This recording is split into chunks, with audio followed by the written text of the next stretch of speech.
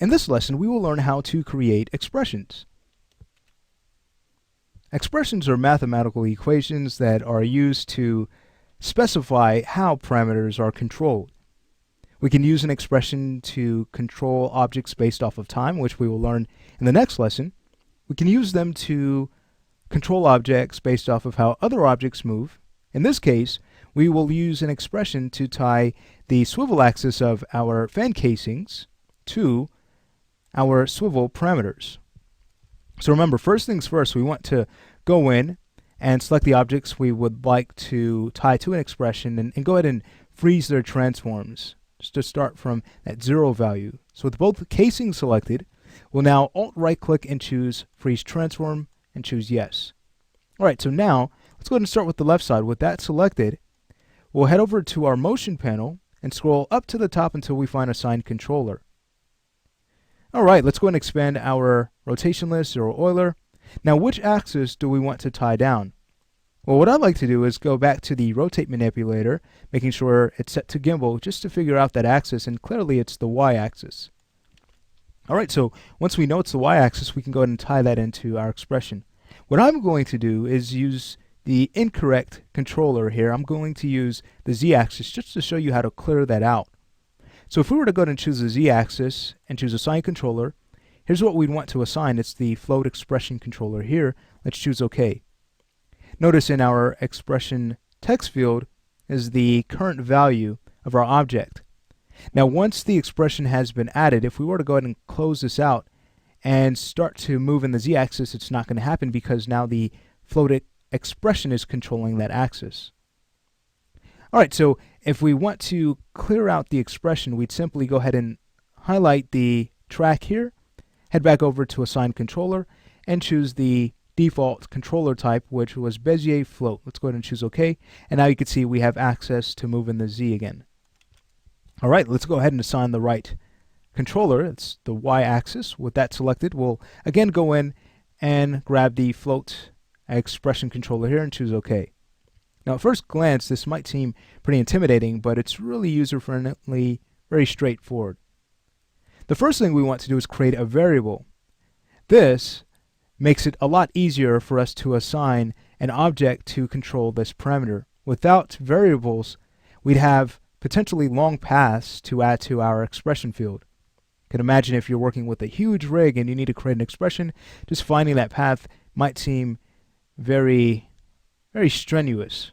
Alright, so what we'll do is go in and create a variable. It might make sense to give this a name of swivel just for clarity, since that's what we'll tie to this controller. Alright, so we'll name our variable swivel, and we'll choose create. If you ever need to remove the variable, you go ahead and select it, and then choose delete. Or, let's say if you misspell it. So I don't know what I've just spelt here, but I'm going to create it. Alright, let's see if we need to fix the spelling. Well, with the variable highlighted, you just go in and fix the spelling, and now choose rename. Also, I'd like to point out that there are two variable types: scalar for just one value, vector for multiple values. But of course, we're just going to want to work with scalar. Let's go ahead and make sure that is on, which it is by default. Alright, so now it's time to assign our object that should control that axis. I find that it's a lot more helpful to select the object that we would like to assign. That way when we go to Assign Controller, we can go ahead and find it a lot faster. So you'd want to expand objects. From there, you can go ahead and find the object from here. Notice it's highlighted. Since we're getting to its attribute holder, or if we needed to get to its transform properties, we'd want to expand the inside and not the outside. The outside is for getting to child objects. So notice there's a group. Alright, so once we expand this, we'll now expand modified object, secondary controls, custom attributes, and here is the left swivel. Let's go ahead and select that and choose OK. So now all we need to do is take that same variable there and go ahead and add that to our expression field here. So once we have spelled debug just to test and make sure everything's working fine. If not, Max will highlight what is wrong with the expression. Whether it's a misspelling, chances are it is a syntax error, or if you tie to an object that simply cannot be tied to. Again, Max will let you know. So I'll go ahead and close this out, and now choose Evaluate.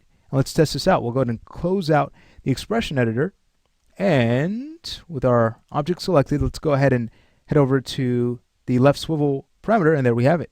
We're controlling that parameter. Very nice.